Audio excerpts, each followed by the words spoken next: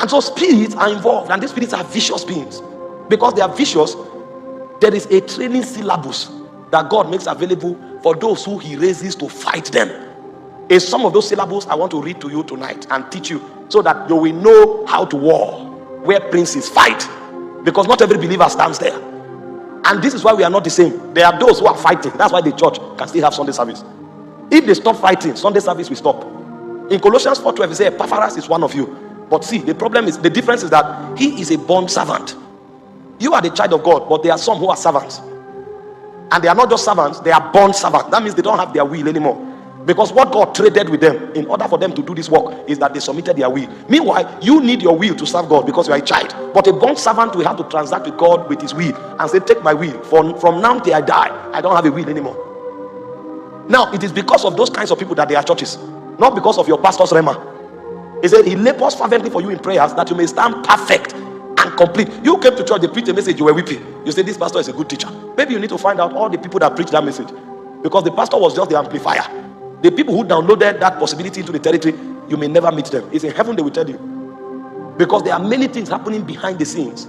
And so some of the behind the scenes realities are the things we want to teach here. So that when I start talking about what God does in order to have one legislator, it will make sense to you. If not, you will say he's making Christianity hard. Are we together? So in Ephesians chapter 6, Paul began to enter the deep matters. And he said, we wrestle not against flesh and blood. In verse 12. He now told us 4 entities that we are fighting with.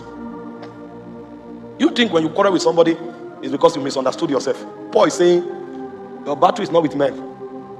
Men are only puppets that spirits use. He said, your battle is number 1 with principalities. Number 2 is with powers. Number 3 is with rulers of darkness. And number 4 is with spiritual wickedness in heavenly places. Let me show you something that will shock you very quickly. The word principalities is the word arche. It means first in rank. That means when the devil wants to take a territory, the prince that enters that territory first is the one they call a principality. The job of the principality is recruitment. Because when the principality enters Kenya, it will do a survey and a census. Know how many citizens are in Kenya, because it needs people that have legal rights in this territory. So when it's done with the survey, it will now also do a census and group people into the giftings that God has given them. Because we need that gift as a corridor to access their soul. When it's done with that, then he will move, then a power will come. The word power here is the word exousia. But this exousia does not just speak about authority. This exousia speaks about the liberty of choice. When a principality assembles people and creates things that attract them, a power will now come and bind them to those things. Those are the things you call addiction. So an addiction is not a habit. An addiction is a seductive commodity that a power uses to enslave you. And so when you get somebody who is addicted and you want to counsel him, you will have a great job to do if you don't know what to do with the power. Because what is happening to that person is beyond the habit. A spirit is using that thing to access his soul. So long as he continues to fornicate, his soul is open for the spirits to use anytime they want.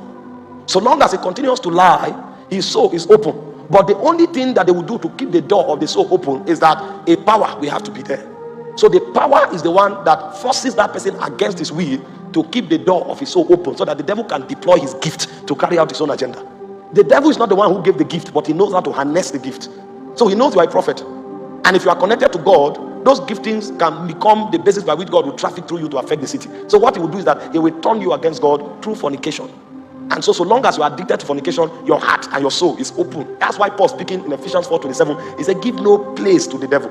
Because if you give a place to a principality, a power will bind you. And when you are bound, then the third person comes. It's called rulers of darkness. The word rulers is the word cosmos kratos. It means the lords of the realm. Because even among spirits, they are lords. And what these lords do is that they write laws. And so when a man has been successfully bound by a power, the lords will now come and write a law. That law now will become his destiny. Now, before you came, there was a Lord of heaven that wrote your destiny. He said, before you were formed in your mother's womb, I knew you. I ordained you to be a prophet, to pull, to uproot, and to establish. Now, that was what the Lord wrote concerning him. But now he came into an ecosystem that is ruled by a spirit, and that spirit is able to access his soul, so that spirit will write another destiny for him. That new destiny is what you call the law that the rulers of darkness write. So a prophet can become a skillful deceiver. Instead of pulling people into the kingdom and delivering them from the pit of hell, the prophet now will begin to pull people into darkness, because now he swindles them of money. If he looks at you, he knows what to tell you to be able to deceive you, because he has the ability to discern your heart posture. And so he's now a Yahoo boy. He's online and he says something. The moment you respond, he suspects what you will say. He thinks he's being smart. He's actually not being smart. He's using the gift of discerning of spirits. He can weigh your spirit and know the next thing you will say. And he will use that ability to guide you into a place where he will successfully deceive you. And he will make $2,000 and say life is good. What is happening now is that a new law has been written to him, so he's fulfilling another destiny. A man who should be a warrior suddenly commits himself to anger, and the ruler comes and writes a law and adds pride to that anger. And so he will use that anger and that pride, and in the fit of rage, kill somebody. They will now lock him behind bars for a lifetime. The destiny was to become a deliverer, but a new law was written. And what the devils did was that they penetrated his soul, and they used the power to addict him until a program was written. That program now makes him to fulfill a destiny that God did not write. And then when you continue with the program for a long time, then spiritual wickedness now shows up. The spiritual wickedness is the word poneria. It means the power for depravity. That's why when you begin, it looks as if it's sweet until he ends up in disgrace and shame. They wrote a law through your lust. You are cheating on your wife. You say you are smart. You are having fun. Until when you cannot stop anymore, you are now caught. You are now disgraced. You no longer have face in society. Or you continue, you now go and contact HIV. And then you die. And because you die, your children also becomes wayward. Meanwhile, that was a program that was written. The moment the program was activated, the god of depravity now shows up. You are younger, you are supposed to be a voice in your nation. But the moment God began to give you small visibility, you now had 7 boyfriends. One gives you money, one satisfies your appetite, another one has a car that drives you around. You say life is good, until you now end up with abortions and they cut your womb. Now that your womb is cut off, you no longer have the confidence of womanhood. You fall into depression, and then you enter into drugs, and then that destiny is plundered because depravity has entered. Now when they do this thing at a corporate level, they now take over that atmosphere. That territory now becomes their kingdom. So when we say the kingdom of darkness, it's not necessarily in the water. When we say the kingdom of darkness, is actually what the spirits in the waters come to achieve among men. So the kingdom of darkness is actually with men, because there are princes that come from the waters and they plant their reality in men. So the men begin to mirror on earth what is supposed to be in the waters. Are we together? Now, sometimes in order for these spirits to be able to do this, they will need human agency to help them. And if you think this is a joke, let me show you 2 cities in the Bible that this guy successfully built. The first is called Egypt. If you study Isaiah, which I will not enter this morning, the Bible calls it the spirit of Egypt. That spirit is a spirit that stops you from fulfilling destiny. So when you find people who are suffering from limitations, oppressions, who cannot rise into their destiny, they are under the oppression of the spirit of Egypt. And so when God wanted to deliver Israel, in Exodus chapter 12 verse 12, the Bible said, God said, tonight I will pass through Egypt and I will judge the gods of Egypt. That means Pharaoh was not the ruler of Egypt. The ruler of Egypt is one of these guys that Paul spoke about in Ephesians chapter 6. Until you judge that ruler, Israel cannot be free. That means Egypt is not a location in North Africa. Egypt is actually a location regulated by a spirit called Egypt. And until God was able to judge that spirit, nothing could happen. And then you come to another city called Babylon. And in Daniel chapter 10 from verse 20, when Daniel was praying, Daniel entered into a surprise revelation. And what did Daniel discover? Daniel discovered that the ruler of Babylon was not the king. He thought the king was the ruler. He was praying to God so that the heart of the king will be touched and they will be set free. When he started praying, he was now shocked that there was a prince called the Prince of Persia.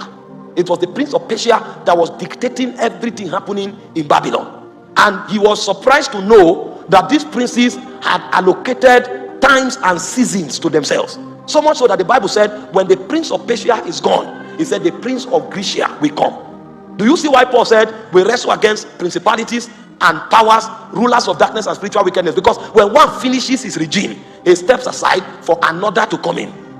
And while they are doing that in the heavenlies, they recruit agents on earth that they use. The agents they use on earth are the agents that helps to bring spiritual administrations of what is happening in the heavens into the earth realm, because they will need to mingle with men. And so when they isolate the people that have ordinations and destinies of rulership over men, they now pervert their soul and use them to become the guardians that will translate their purposes into the human ecosystem. And so in Egypt, while you hear of the gods of Egypt, there are also men called the wise men of Egypt. And so in Exodus chapter 7 verse 11, the moment Moses came to Pharaoh, it was the wise men Pharaoh summoned. That means the power of Pharaoh is not with Pharaoh. The power of Pharaoh is with the wise men. Pharaoh can sit there as a puppet controlling the city. The moment Pharaoh notices that another spirit sends his own agents, Pharaoh will know immediately that he doesn't have what it takes to confront the messenger of another spirit. So Pharaoh will have to summon the true rulers of Egypt, which are the messengers of those spirits, to come and contend with Moses. And so when Moses showed up and did something that was supernatural, Pharaoh immediately stepped aside and called the wise men and the magicians. And the magicians were the ones contending with Moses. The day Pharaoh was broken was the day the magician came to him and said, this thing is greater than us. This is the finger of God. The moment the physical agents said they were overcome, Pharaoh stepped aside. He said, this is the finger of God. We have checked that this God doing this thing is stronger than the God that we are serving. So the best thing we need to do to keep our lives is to surrender, because this man is a messenger of a God superior to our own God. This is the finger of God. That was when emancipation came to Egypt.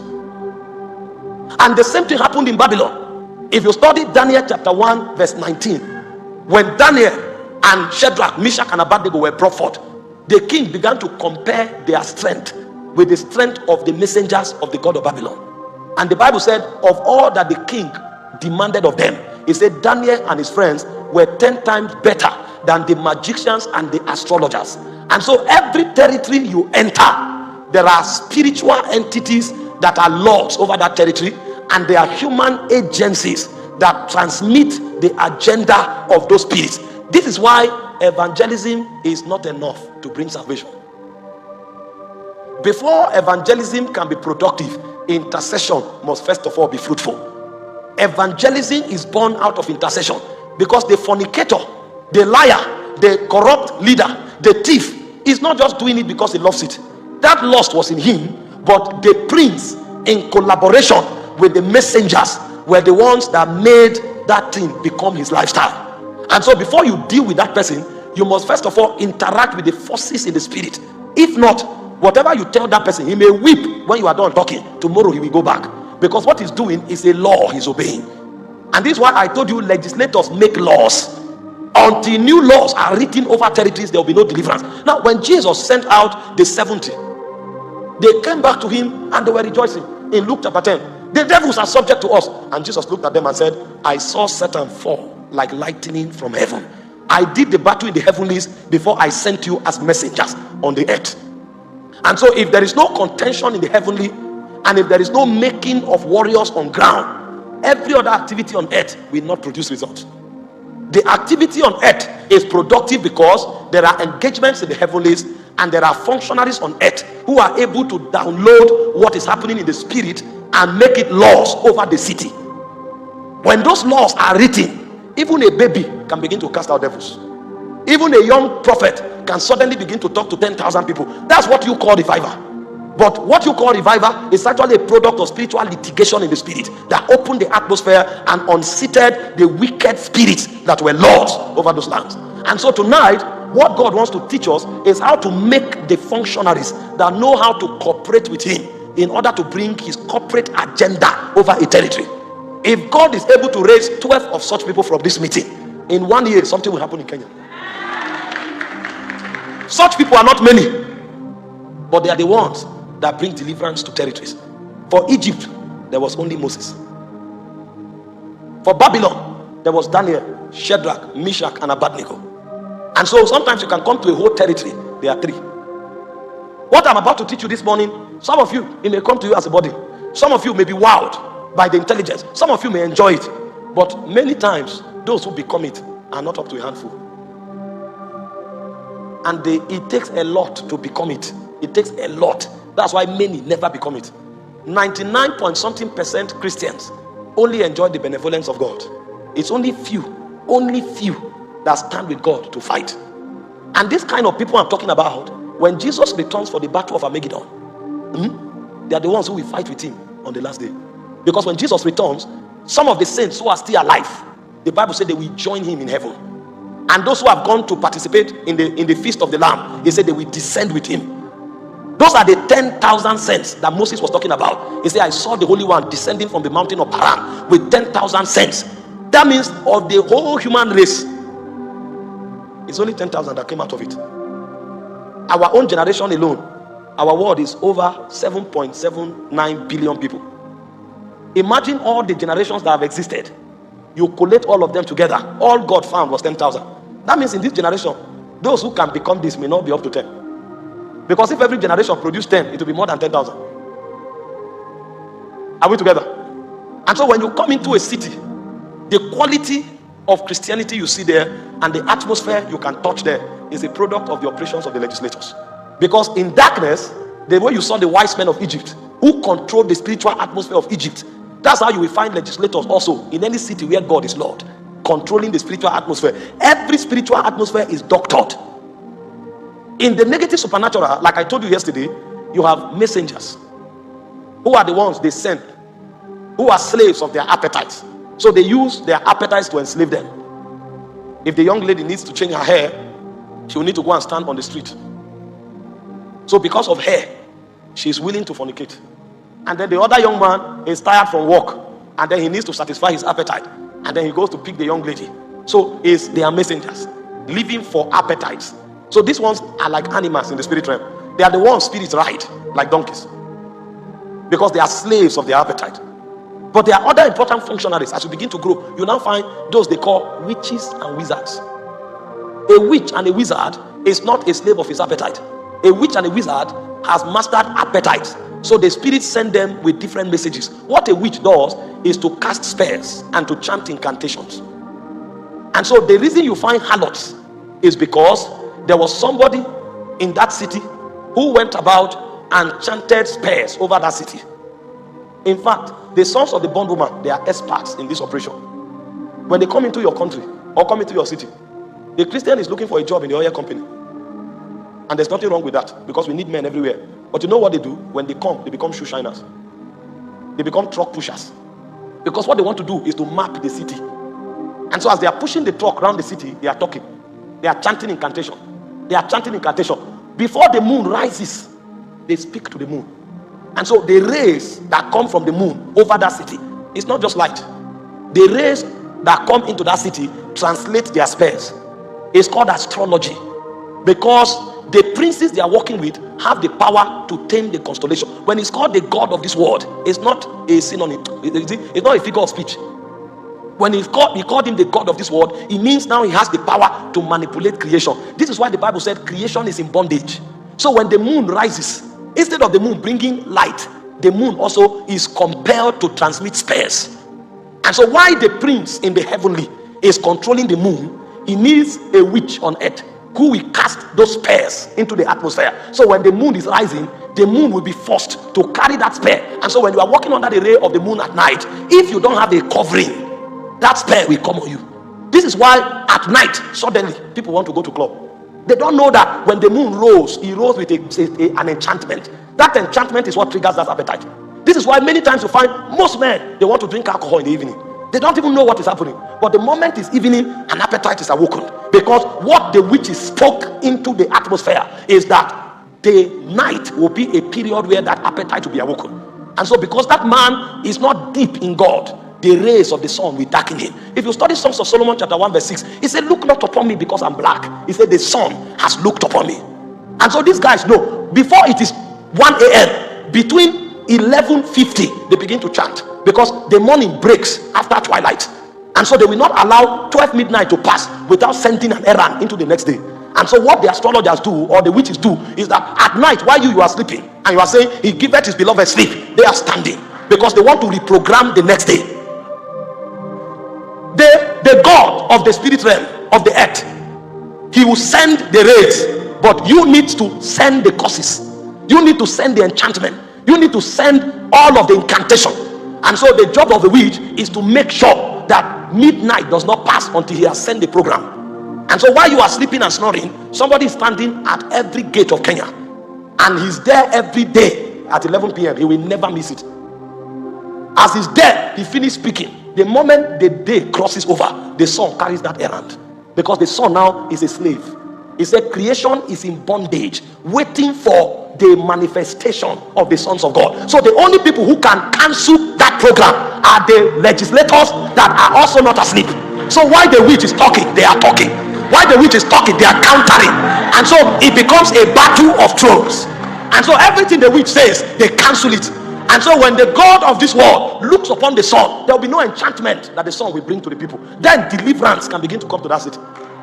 And so they have messengers that are compelled by their appetite to dominate the city with iniquity. And then they have witches that cast spells and enchantments and incantation. And then they have what we call the warlocks. The warlocks are superior to the witches. The warlocks are the ones that supervise what the witches are doing. And so if a witch is supposed to cast a spell that will bring fear into the people living in Mombasa, the warlock will be checking every week to make sure that the spell is working.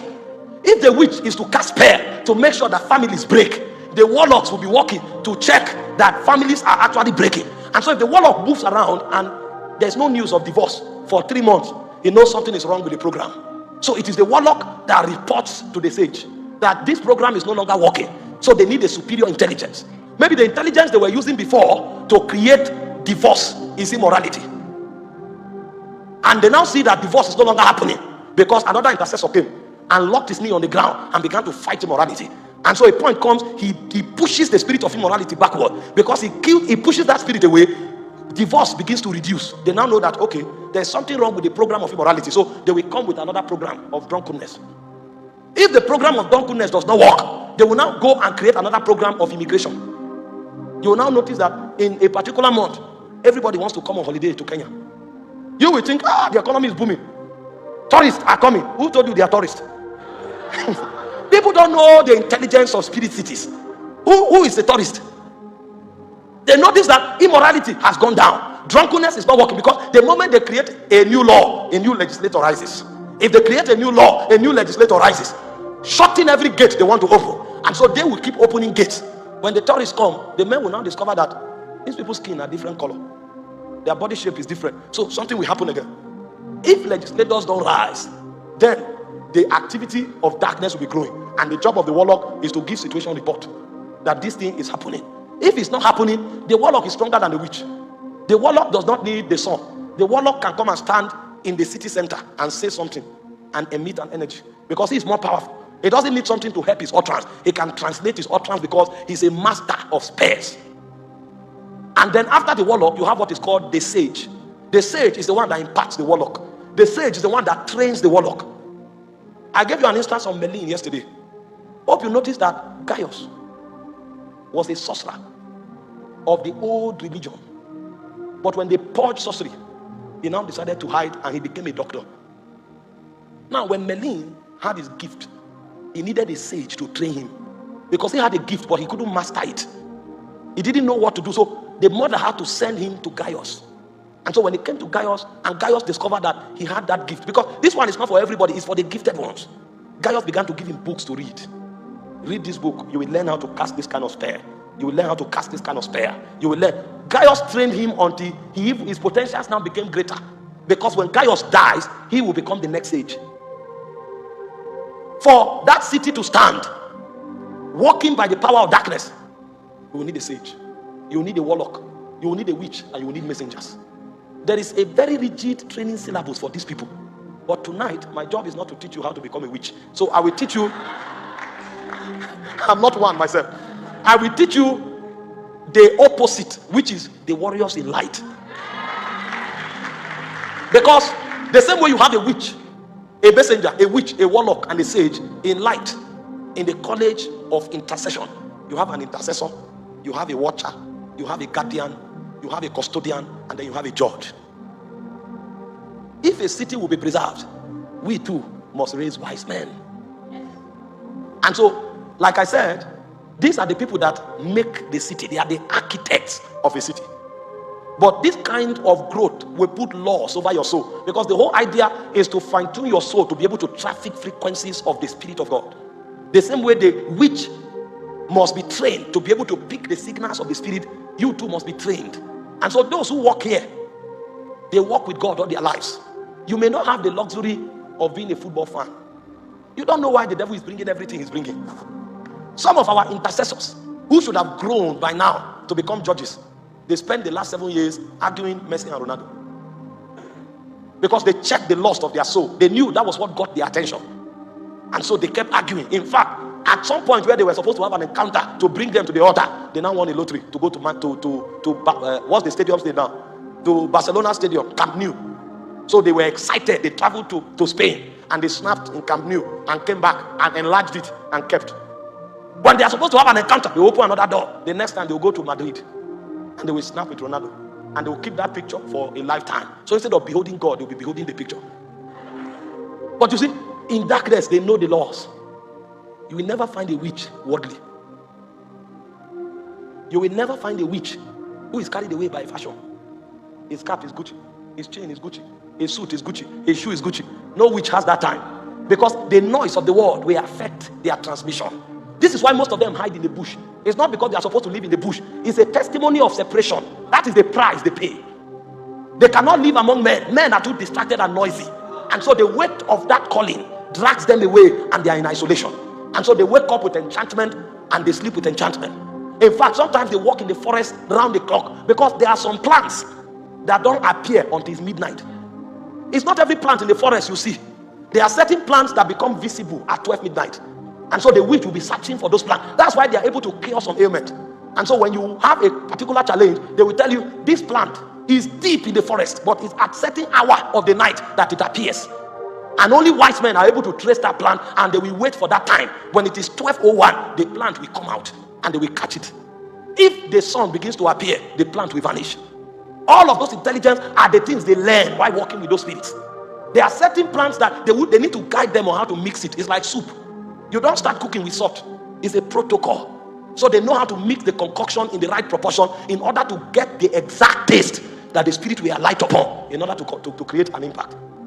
If you are working with that kind of delicate requirement, you won't have the luxury of watching a seasonal movie. But the average believer is controlled by lust, and his pastor helps him to call it a good life. And so he will never be burdened to find out the things that have eternal value. Even the ones who say they are ministers, they are distracted.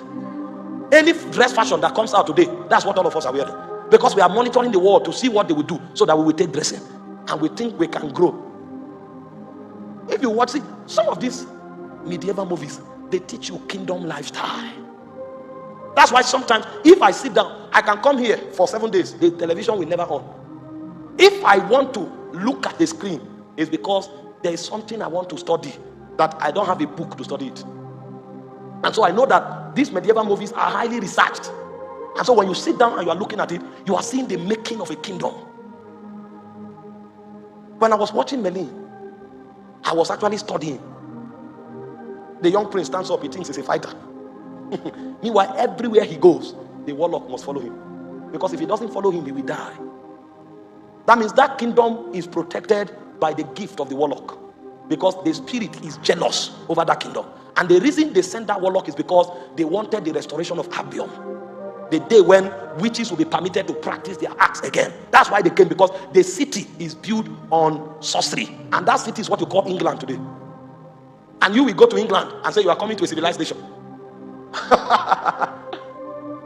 The foundation is built on sorcery. How do you think they found that location?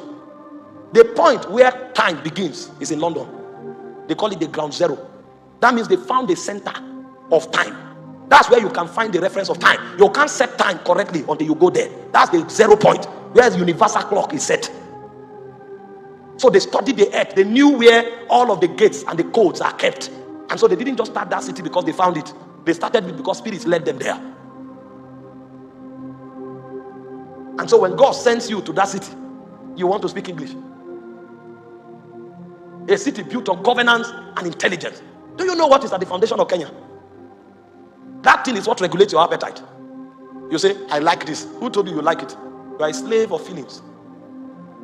I like this kind of thing. That's why. Like what? You don't know the programs that warlocks and sages have written because of the intelligence of rulers of darkness. And so when God wants to take a city, he too will raise functionaries. So the functionaries God raises, one of them are the legislators. And so I want to share with you now, in another 40 minutes, the rise of the legislators. What it takes to become a kingdom legislator. Knowing that what we do, we have to uninstall what witches, warlock, sages have done because of their partnership with principalities, powers, rulers, and spiritual wickedness.